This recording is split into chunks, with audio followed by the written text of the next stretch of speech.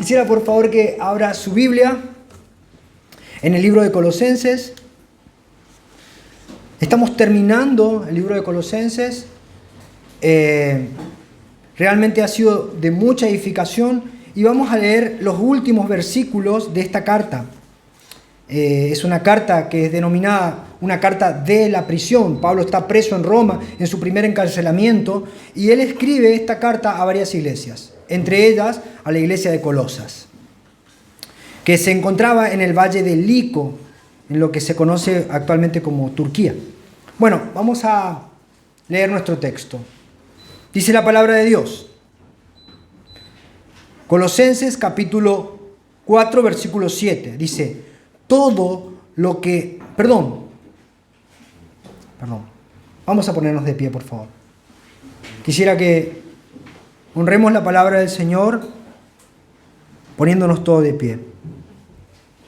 Vamos a leerlo juntos. Dice, todo lo que a mí se refiere os lo hará saber Tíquico, amado hermano y fiel ministro y consiervo en el Señor, el cual he enviado a vosotros para esto mismo, para que conozca lo que a vosotros se refiere y conforte vuestros corazones. Con Onésimo, amado y fiel hermano, que es uno de vosotros, todo lo que acá pasa os lo harán saber. Aristarco, mi compañero de prisiones, os saluda, y Marcos, el sobrino de Bernabé, acerca del cual habéis recibido mandamiento. Si fuera vosotros, recibidle. Y Jesús, llamado Justo, que son los únicos de la circuncisión que me ayudan en el reino de Dios, y han sido para mí un consuelo. Os saludan Epafras, el cual es uno de vosotros, siervo de Cristo, siempre rogando encarecidamente por vosotros en sus oraciones, para que estéis firmes, perfectos y completos en todo lo que Dios quiere.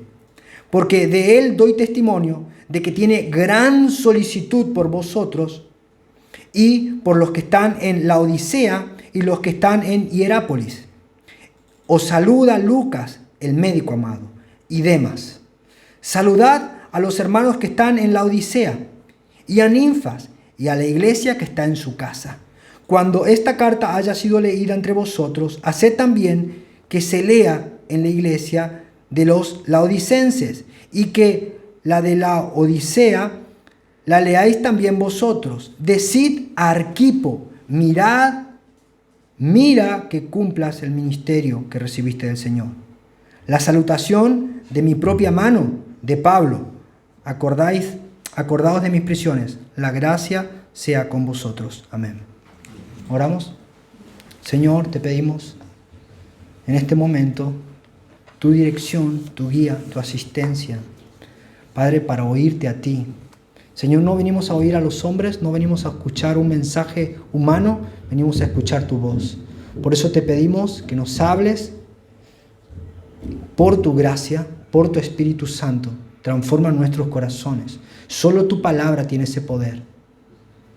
Y ella no vuelve vacía. Te lo pedimos todo, Señor, en el nombre de Jesús. Amén y amén. Toma asiento, hermano. Bueno, como usted ha leído y ha visto, nuestro pasaje tiene un título que es llamativo porque dice salutaciones finales.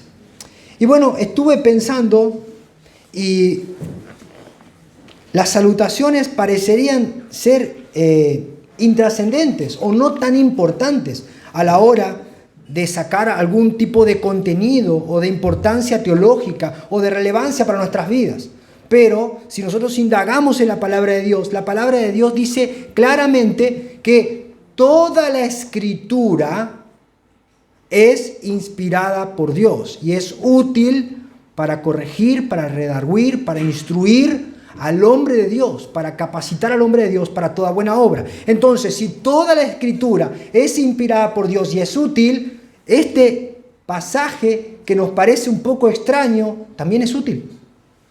Así que debemos estudiarlo no con ojos humanos, sino con ojos espirituales para ver qué es lo que Dios quiere hablarnos a través de esto.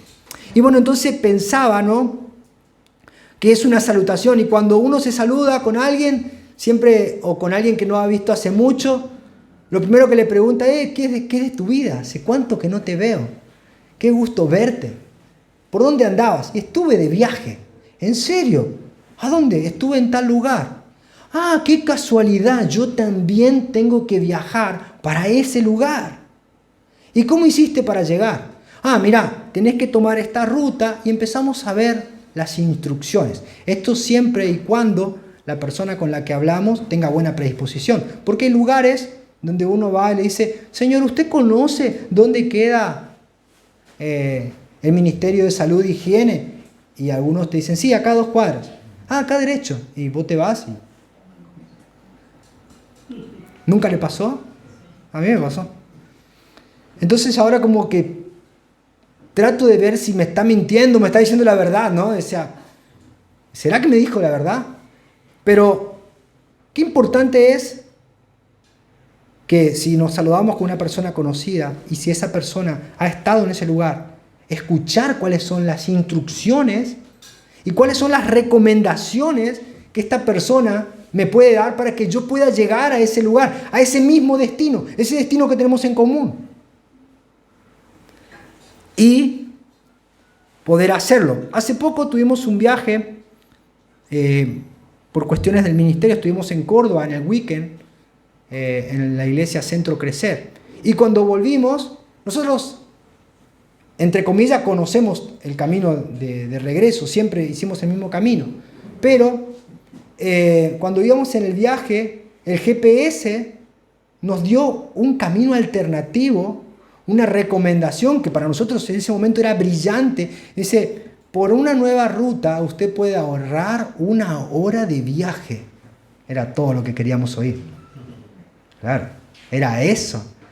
La gran recomendación que encontramos. Y entonces, ¿qué hicimos? Tomamos ese camino y todo iba bien al principio.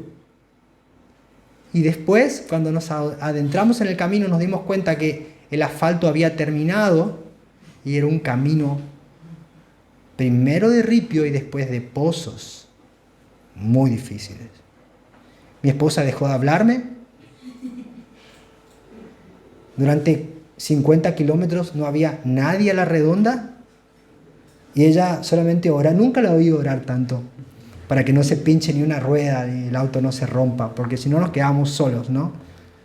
Y eso es tomar un consejo equivocado, ir por un camino, querer tomar un atajo que nos lleva al destino, pero no es la mejor ruta para tomar. Así que al leer nuestro texto, nosotros nos vamos a encontrar con 2 cosas. Primero, la salutación y después una recomendación. Así que el título de mi sermón es Saludos y Recomendaciones. Y espero que el Señor nos hable. Así que vamos ya a nuestro texto. Versículo 7 al versículo 9. Vamos a leer. Dice, todo lo que a mí se refiere os lo hará saber Tíquico, amado hermano y fiel ministro y consiervo en el Señor, el cual he enviado a vosotros para esto mismo, para que conozcan lo que a vosotros se refiere y conforte vuestros corazones. Y esta es la palabra, este es el pasaje tal vez más importante de esta porción. Dice, pero no va solo. Dice, con Onésimo. Ahora mire cómo define Pablo a Onésimo. Dice, amado y fiel hermano, que es uno de vosotros. Dice, todo lo que acá pasa, y ahora incluye a Onésimo, dice Onésimo que es amado y fiel, y luego dice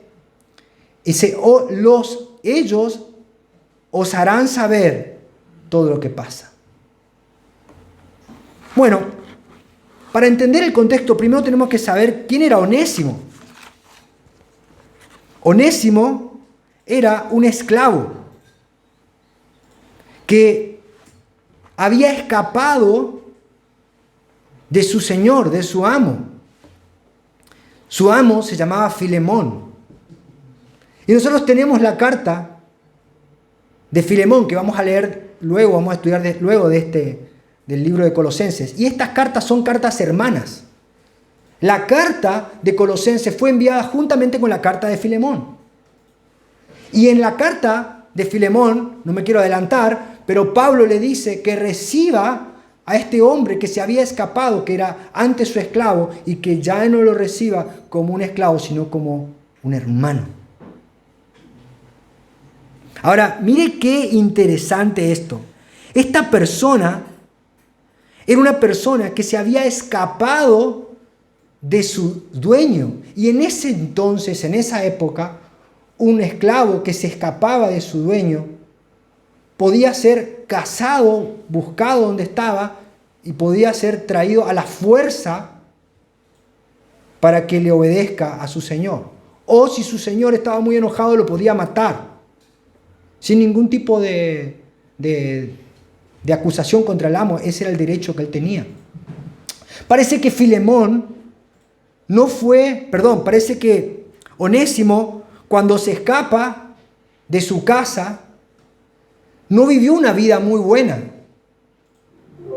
¿Por qué? Porque cae preso y en la prisión se encuentra con un hombre que estaba preso allí y era medio extraño porque gente lo visitaba y hablaba y tenía una tranquilidad que llamaba la atención de muchos. ¿Quién era este hombre que todo el mundo habla?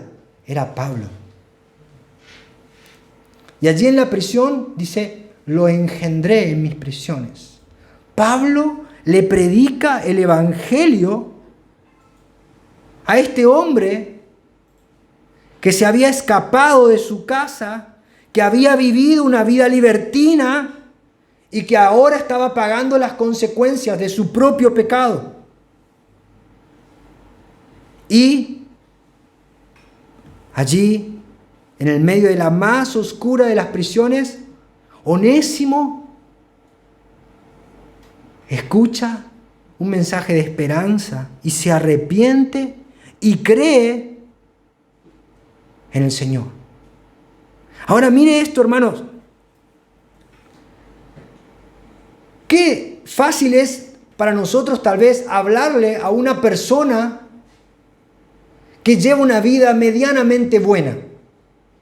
Es un buen promedio, es un buen chico, es un buen estudiante, es un hombre trabajador, es un hombre que vive una vida ordenada, no le debe nada a nadie. A estas personas se nos hace como fáciles predicar el evangelio. Pero ¿qué de aquellos que están en prisión? Aquellos que están viviendo una vida completamente alejada de Dios. A veces tenemos la idea de decir: no, a este no le voy a hablar porque no me va a escuchar. ¿Por qué? Yo creo que eso tiene que ver porque creemos que es nuestro mensaje el que va a cambiar a la persona. Pero Pablo decía: no me avergüenzo del evangelio, porque es poder de Dios para salvación a todo aquel que cree. Todo aquel que cree. Así que Pablo le predica el evangelio. Este evangelio que nos dice que Dios creó todas las cosas para su gloria, pero que nosotros pecamos y nos alejamos de Él horriblemente. Y en Adán todos pecamos. Y no hay nada que podamos hacer por nuestros méritos para lograr que Dios nos perdone. Entonces, como no podíamos hacer nada, Dios envió a su Hijo y se hizo hombre y habitó en medio nuestro. Y Él tomó el lugar que nosotros merecíamos, porque la paga del pecado es muerte. Y no estamos hablando de que tal vez un pecado merezca la muerte, porque claro, un homicidio tal vez es un pecado horrible, pero una mentira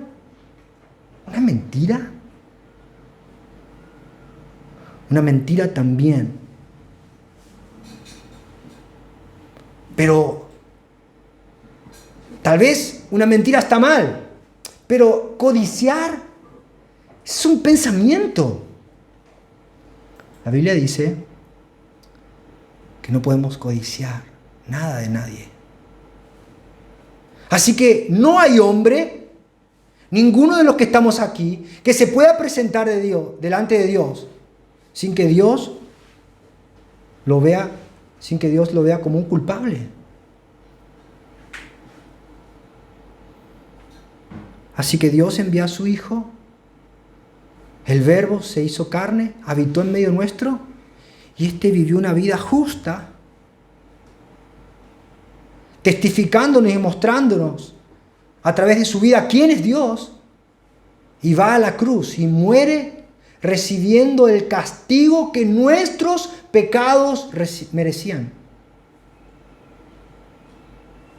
Como bien dice el apóstol Pedro, el castigo de nuestra paz fue sobre él. Y por sus llagas hemos sido nosotros curados. Este evangelio fue presentado a un hombre que ya no tenía esperanza, que había estado cansado de escaparse, que entendía que sus frutos, el fruto de sus malos caminos, lo estaban llevando a descender cada vez más profundo a la oscuridad. Y allí Onésimo creyó. Y sus pecados fueron totalmente perdonados. Y ahora mire la transformación. Mire la transformación. Onésimo no quedó en su condición de una persona que solamente se había equivocado.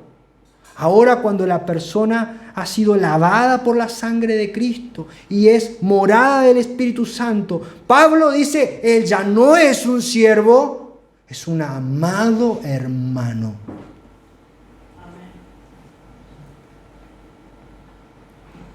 Esto es maravilloso. Y dice, y fíjense que Pablo lo incluye en la obra. Este hombre que no tenía esperanza, este hombre que no tenía un testimonio que avale lo que decía, ahora ha sido transformado por el Espíritu Santo, y además ahora ya no solamente era un hombre que no tenía rumbo, dirección, ni testimonio, ni sentido de su vida, sino que ahora es incluido en el ejército de Dios, entre los amados de Dios, y él va a confortar los corazones. Solo aquellos que han sido consolados, solo aquellos que han sido perdonados, solo aquellos que han sido lavados, pueden confortar a otros. Pueden dar esperanza a otros. Imagínense cuando Onésimo llegaba a la iglesia, todo el mundo sabía quién era él. Pero ahora hay algo distinto en él. Todo el mundo sabía que él era un tramposo. Todo el mundo sabía de su conducta. Pero ahora llega y dice la Biblia que él tenía un título. Era consiervo con el apóstol Pablo. ¿Ve lo que la gracia puede hacer? Y claro, ¿quién mejor que Pablo podía entender a una persona que se había equivocado tanto? Pablo, que respiraba amenazas de muerte contra la iglesia, que con todas sus fuerzas odiaba el camino. Él fue transformado por el Evangelio, así que él iba y predicaba. Hermanos, la primera instrucción que encontramos y la primera recomendación que encontramos en nuestro pasaje es que debemos siempre predicar el Evangelio a toda criatura, porque no sabemos quién es aquel a quien Dios puede transformar. Siempre prediquemos el Evangelio y esperemos porque podemos ver un impacto, una vida transformada. Podemos ver el poder de Dios. Vamos más adelante en nuestro texto. Versículo 10 al 11 dice: Aristarco, mi compañero de prisiones, os saluda, y Marcos, el sobrino de Bernabé, acerca del cual habéis recibido mandamiento, si fuera a vosotros recibirle. Y Jesús, llamado justo, que son los únicos de la circuncisión que me ayudan en el reino de Dios. Y han sido para mí un consuelo. Mire, hermano, esto. Esto es muy interesante. Solamente 4 judíos, solamente 4 judíos estaban ayudando a Pablo en sus prisiones. En ese momento de la historia, en ese tiempo, Roma era uno de los lugares donde más población de judíos había en el mundo entero. De hecho, Pablo escribe una carta, la carta teológica más extensa, el compendio teológico más profundo que tenemos en el Nuevo Testamento, la escribe a la carta de Roma. Y los judíos, hermanos, era el pueblo más privilegiado de todos los pueblos de la tierra, porque ellos habían recibido la palabra de Dios.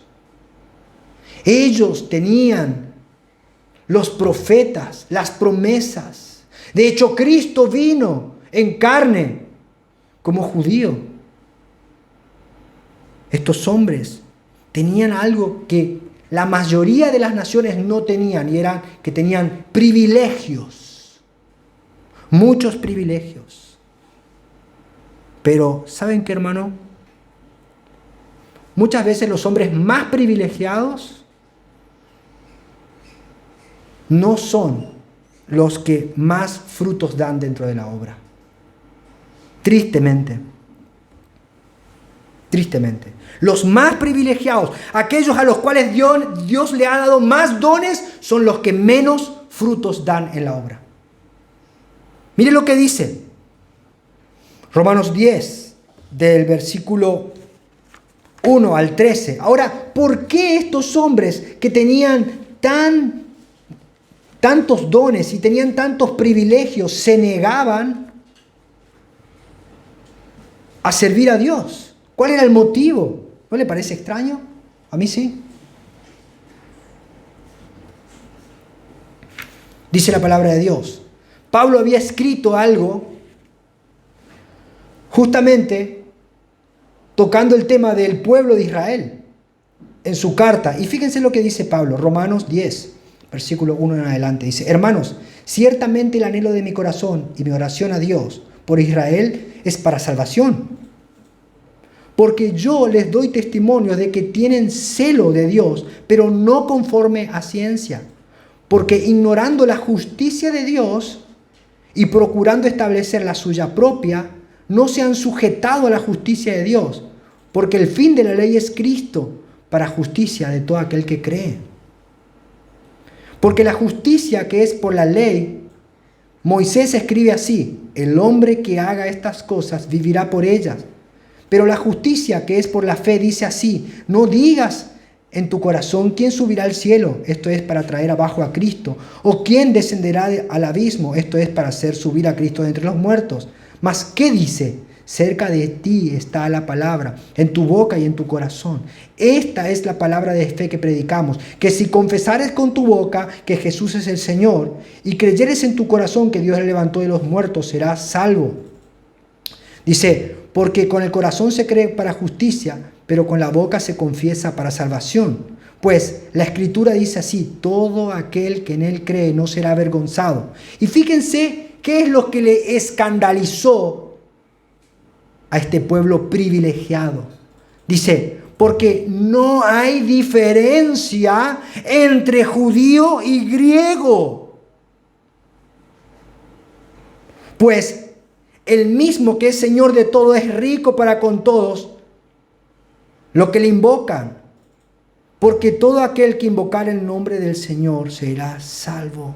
Imagínense este pueblo privilegiado. Este pueblo que creía que todas las demás naciones del mundo fueron creadas para ser tizones que iban a arder en el infierno.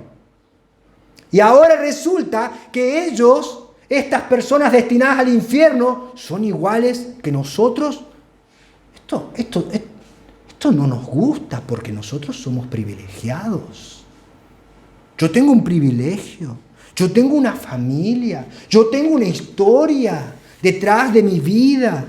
¿Cómo puede ser que yo sea igual a un gentil? Esto escandalizó tanto a los romanos que se ve prontamente que dejaron de darle la ayuda. Cuando Pablo estuvo preso, solamente 4 lo ayudaron. ¿Sabe, hermano? Muchas veces, cuando un hombre de Dios tiene que predicar la palabra de Dios, tiene que decir cosas que van a descubrir pecados en el corazón de las personas. Y esas personas muchas veces creen que tienen privilegios y no les gusta oír que son iguales que todos. Entonces, el predicador se siente tal vez en la dificultad de decir, si yo digo esto, este hermano se va a ofender y no va a venir más. O si yo digo esto, el hermano no va a poner más su ofrenda y no vamos a tener para ayudar al misionero que estamos sosteniendo. O si yo digo esto, se va a escandalizar. Así que el hombre de Dios tiene un dilema. ¿A quién obedecer? ¿A Dios o a los hombres? Pablo sabía a quién obedecer. Y él dijo, tus privilegios quedan de lado. Y hermanos, qué desafío. Qué desafío que es predicar. Y qué desafío es decir, bueno, a veces esperamos, bueno, esta persona tiene tantas capacidades, tiene tantos dones. Yo digo, qué impresionante, ¿cómo puede ser que esta persona, yo digo, cuando esta persona se convierta y haga el curso de miembro, wow, ya tenemos un potencial predicador y estamos poniéndolo ya en tal lugar, mirando dónde va a servir y resulta que después nos damos cuenta que la persona no quiere. Hermanos, ¿qué estamos haciendo con nuestros dones? La Biblia es clara. De gracia recibimos. No tenemos nada logrado por nuestros méritos. Nada. La palabra del Señor dice que nada puede recibir el hombre si no le fuere dado por Dios. Yo tengo un título en ingeniería atómica. ¿Ok? ¿Cómo lo lograste? Estudiando. ¿Bien? ¿De dónde sacaste la inteligencia para estudiar? Mi mamá me la dio, con mi papá. Bueno, usted sabe, sí, yo sé. ¿Y cómo hiciste para poder estudiar en esa universidad? Mi papá y mi mamá me pagaron. ¿Ok? ¿Sabías que hay millones de personas con un coeficiente intelectual muchísimo más grande que el tuyo, que están viviendo a veces abajo de un árbol, apacentando cabras, porque no tienen la posibilidad que vos tenés? Campeón.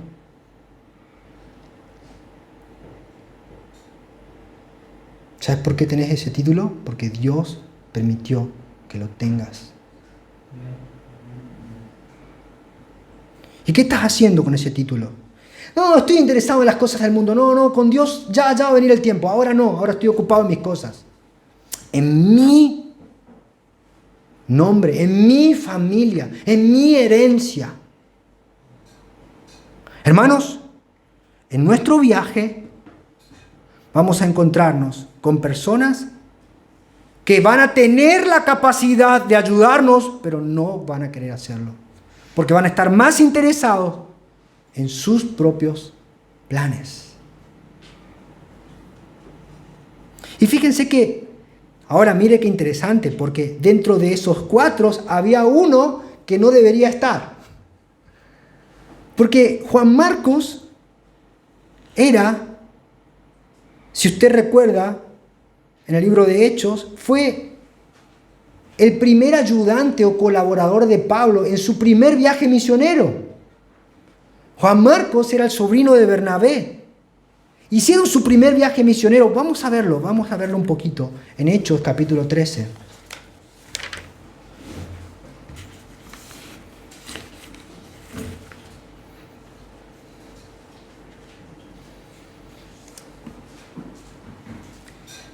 Si usted vamos un poquito del 13, versículo 13, pero mire lo que dice. En el capítulo 13 comienza el viaje, la encomienda ministerial. Y el primer viaje misionero, ellos salen y van a Chipre. Allí se encuentran con un falso maestro, un brujo, se llamaba Bar Jesús. Pablo lo reprende, empieza una lucha espiritual. Y Juan Marcos, cuando ve todo esto, dijo, no, esto es muy difícil. Había sido que no es tan fácil predicar el evangelio. Entonces, ¿qué hace Juan Marcos? Versículo 13 de Hechos, capítulo 13. Dice, habiendo zarpado de Pafos, Pablo y sus compañeros arribaron a Perge de Panfilia. Dice, pero Juan, este es Juan Marcos, apartándose de ellos, volvió a Jerusalén. Marcos, en el pleno viaje, tuvo temor y se escapó. Abandonó el ministerio. ¿Por qué? Marcos, supongo, habrá pensado, esto no es para mí. Yo soy un hombre de estudios. Me gusta traducir en varios idiomas. No estoy acostumbrado a esta confrontación. ¿Y si me pegan? ¿Y si me insultan?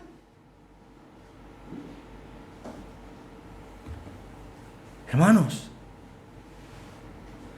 Así que,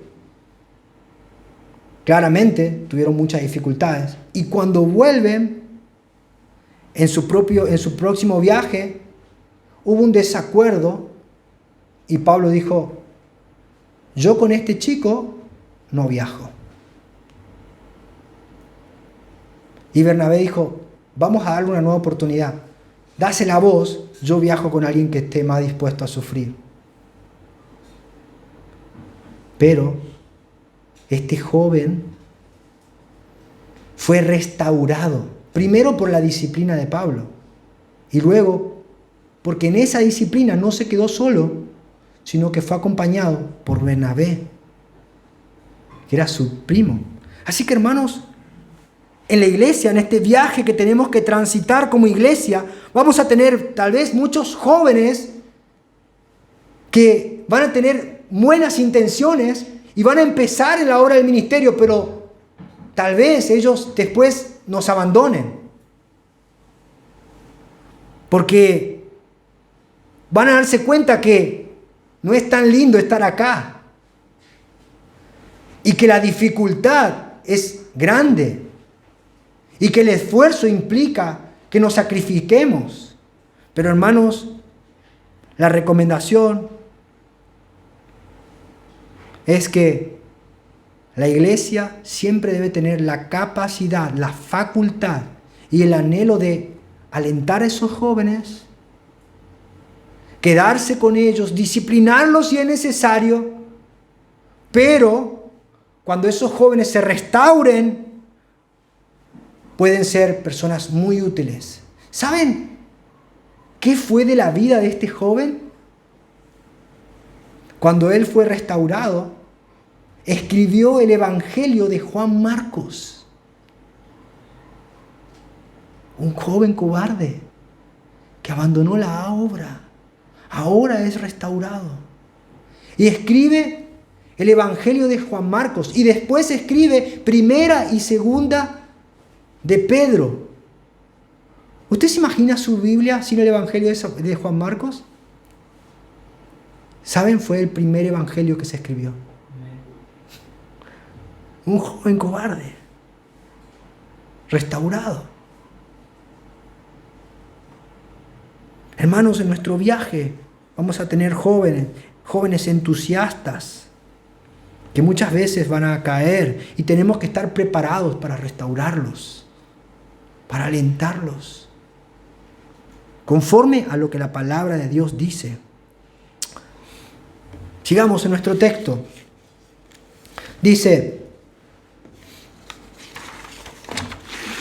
versículo 12 al 14. Esto es muy interesante. Dice,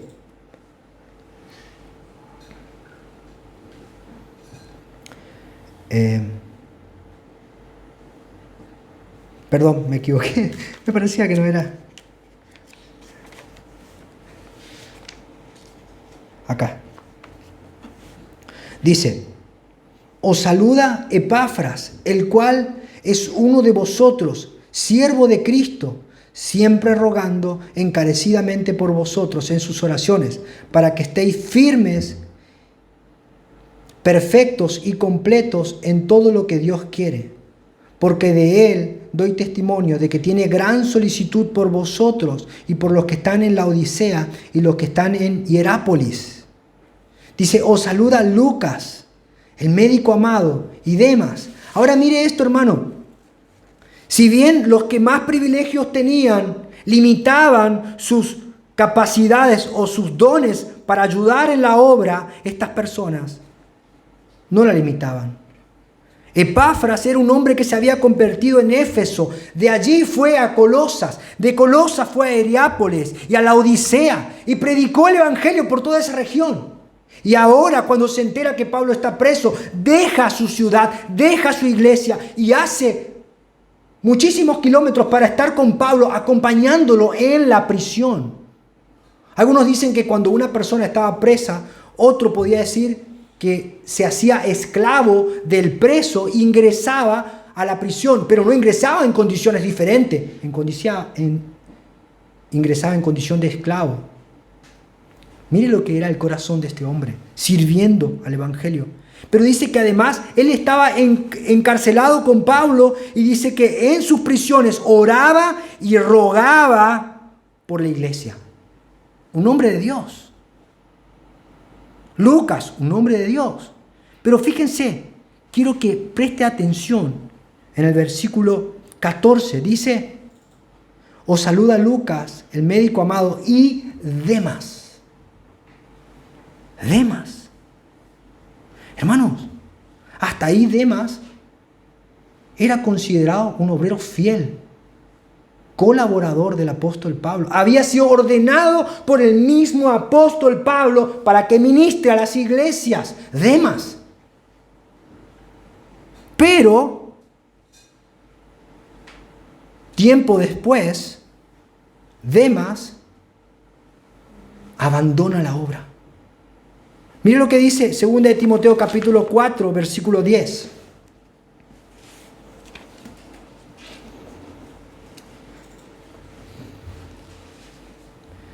Podemos leer desde el 9.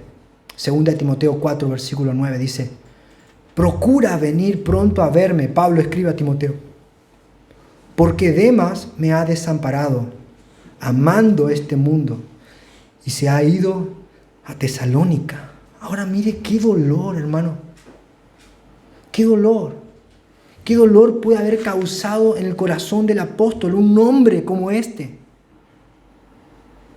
¿Qué dolor puede causar en un hombre que pone todas sus expectativas, toda su vida enseñando, instruyéndolo, capacitándolo para que esta persona sea una persona fructífera en el reino de Dios y que comparta con él todo lo que él está viviendo, que es la gloria más grande que puede tener un hombre, que es servir al Dios vivo? Y este hombre ahora abandona todo el ministerio para amar el mundo.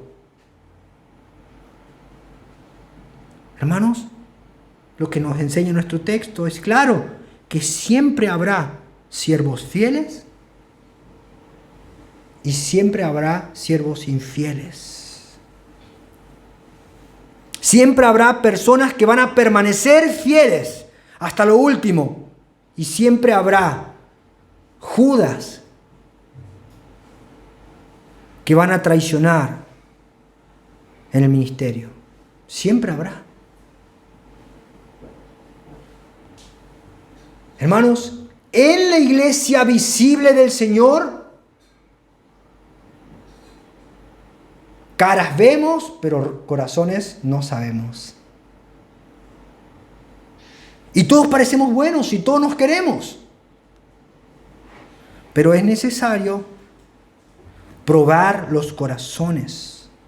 ¿Recuerda la parábola del trigo y la cizaña? Que el Señor tenía un campo y de noche vino un enemigo y sembró cizaña. Y estuve escuchando una reflexión que me gustó mucho. Dice que el diablo esconde tan bien la cizaña en el campo de trigo que la misma cizaña se cree trigo. Yo no creo que Demas haya pensado, no, yo no soy un infiel. Yo no creo que Demas haya dicho, no, yo voy a servir un par de años y al final voy a abandonar el ministerio. Todos creemos que podemos hacerlo. Pero hermanos, debemos tener mucho cuidado, alentándonos unos a otros. Dice, para que no brote en nosotros una raíz de amargura que nos estorbe y nos impida seguir el camino al que fuimos llamados. Que no nos apartemos del Dios vivo. Es muy importante, hermanos, saber que dentro de la iglesia va a haber siervos fieles y siervos infieles. Siervos dispuestos a vivir una vida de obediencia a Dios y siervos que solamente van a buscar sus intereses personales, porque Demas amaba al mundo. ¿Y qué debemos hacer? No apurarnos. El consejo de Dios es no debemos apurarnos. Primera de Timoteo, capítulo 5, versículo 22. Miren lo que dice la palabra del Señor.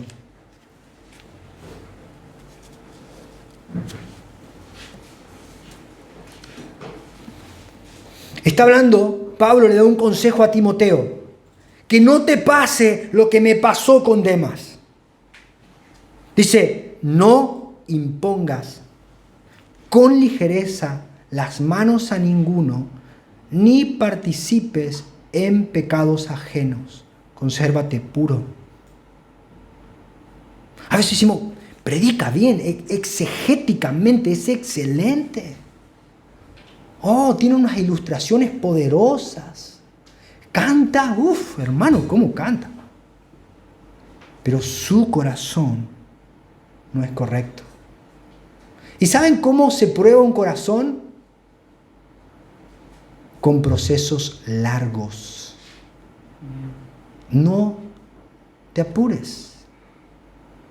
No apurarnos.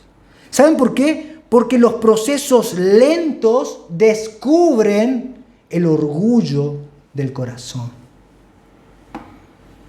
Cuando no ofrecemos nada más que servicio y sacrificio y amor a Cristo, la persona entiende que no está en un concurso que lo va a hacer famoso en el ministerio. Así que, hermanos, en nuestro viaje como iglesia vamos a encontrar personas que son muy calificadas a nuestros ojos, pero debemos hacer como hizo Samuel, no apurarnos, no querer ungir a una persona por sus capacidades externas, sino esperar a ver qué hay en su corazón. No apurarnos. Versículo 15 al 17 de nuestro texto. Dice, saluda a los hermanos que están en la Odisea y a Ninfas y a la iglesia que está en su casa. Cuando esta carta haya sido leída entre vosotros, haced que también se lea en la iglesia de los laodicenses y que la de la Odisea la leáis también vosotros. Decid a Arquipo, mirad que cumplas el ministerio que recibiste en el Señor. Y mire esto, hermano. Otra recomendación que vemos en nuestro pasaje es que una iglesia no es un templo. Y a veces decimos, no, para que me fui a la iglesia porque pensamos que la iglesia es un edificio que tiene un cartel grande que dice iglesia. No. La iglesia de ese tiempo, la iglesia que transitaron el camino que nosotros estamos transitando hace mucho tiempo, era una casa. Y era la casa de ninfas. ¿Sabe, hermano, qué hermoso es ver a los hermanos llegar a una reunión y uno abre su casa y ve a los hermanos y ve que sus Biblias empiezan a hojear y empiezan a abrir sus corazones y reciben la palabra de Dios? Eso es maravilloso, pero no todo es bueno. Porque los hermanos entran con los zapatos que cuando llueve se embarra un poco el piso. O alguno viene con una tos media extraña, que tengo miedo que se me enferme el nene. O van todos al mismo tiempo al baño. Y tanto le cuesta levantar la tapa.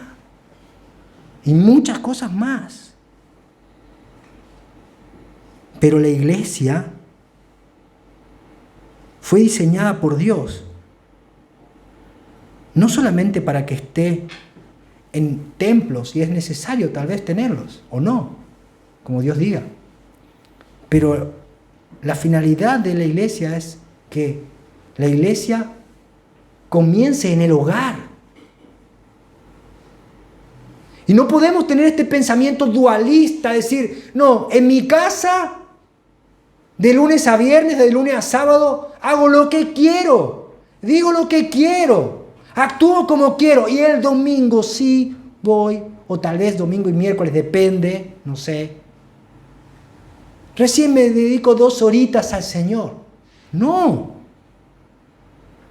La iglesia somos nosotros.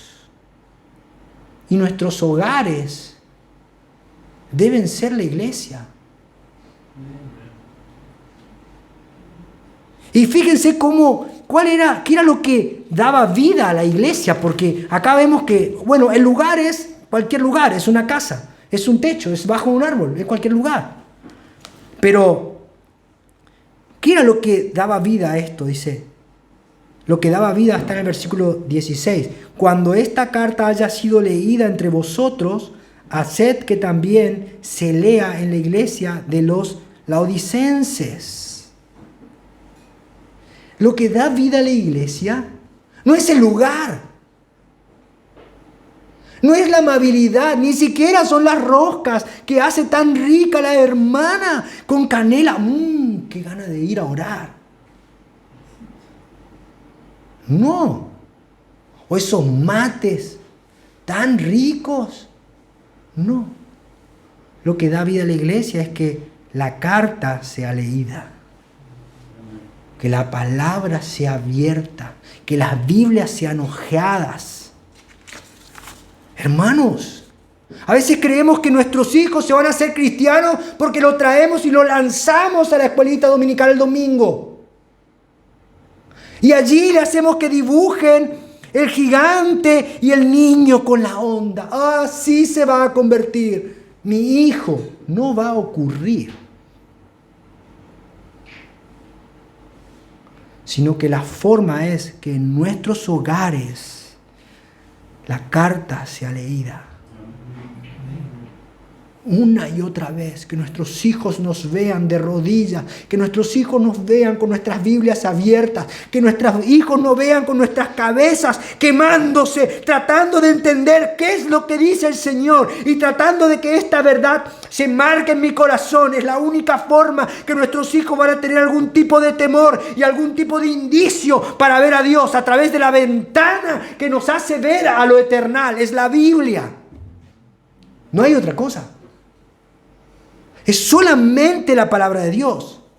Hermanos, si vamos a transitar un camino que tenemos que seguir, el camino que estos hombres nos dejaron, nos trazaron, nos están mostrando claramente que es solamente a través de la sola escritura, solo la palabra de Dios.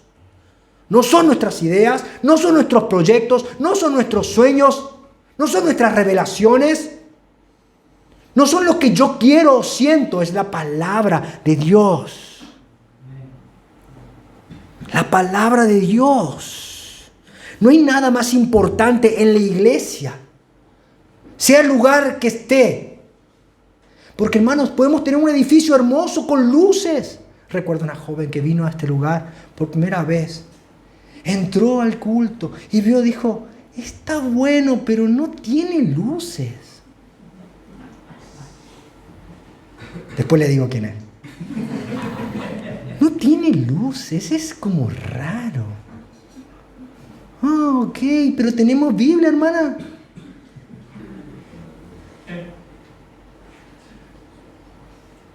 La finalidad es que nuestras Biblias, nuestros corazones sean abiertos. Porque solamente la palabra puede cambiar nuestros corazones arrogantes, que esperan preferentemente un espectáculo que toque nuestras emociones, una música emocional, y que nos digan, eres un campeón. Dios tiene un milagro en tu boca. ¡Oh, qué gozo! Mentiras. Patrañas. Pero cuando ese corazón se expone a la palabra de Dios, su vida empieza a cambiar. Su hogar empieza a cambiar. Al nene le dice, hey, ¿dónde andás? Vení acá, a leer la Biblia conmigo. Vení, campeón, dale. ¿Qué dice ahí? Es así. Es así, no hay otra. La Biblia tiene una sola función que nos da para la iglesia. ¿Y saben cuál es? Que la iglesia es columna y baluarte de la verdad. Amén. No tenemos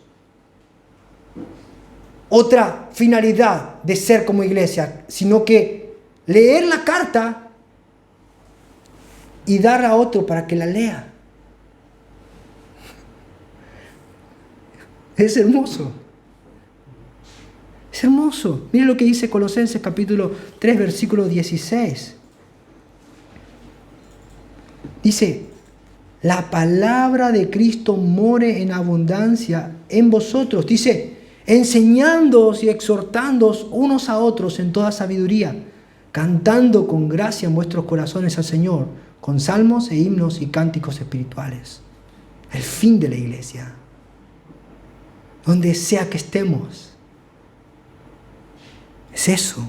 Y que nuestros hogares, nuestras vidas sean impactados por la palabra. Solamente la Escritura. Y por último, el versículo 18. Dice, la salutación de mi propia mano de Pablo. Dice, el saludo de Pablo es, acuérdate de mis prisiones. Acuérdense de mis prisiones. La gracia sea con vosotros. Hermanos, el viaje sencillamente no es fácil. Habrá obstáculos. Habrá gente que querrá colaborar. Habrá gente que no querrá colaborar. Habrá gente que escuchará el mensaje y serán convertidos de una manera extraordinaria y nos darán mucho aliento para seguir en la obra. Y también habrá personas que nos traicionarán y eso va a doler mucho. Pablo está diciendo, el viaje no va a ser fácil. De hecho, siempre habrá oposición. Debemos acordarnos, hermanos, las palabras de nuestro Señor. Mateo 10, 22 dice que nosotros seremos aborrecidos por todos, por causa de su nombre. Pero también debemos acordarnos su promesa en San Juan 16:22, que dice: en el mundo tendrán aflicción, pero confíen en mí porque yo he vencido al mundo.